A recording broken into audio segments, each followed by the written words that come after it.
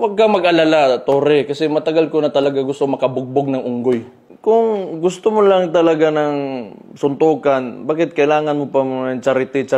Why do you need kailangan mo pang gamitin yung nangyayari ngayon na baha dyan sa Metro Manila?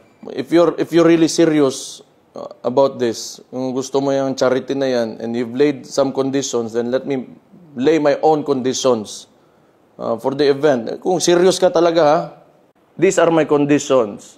Pakiusapan mo yung amo mo na presidente and let it come out of his mouth that all elected officials should undergo a hair follicle drug test. Papalagan ko yung charity mo na yan.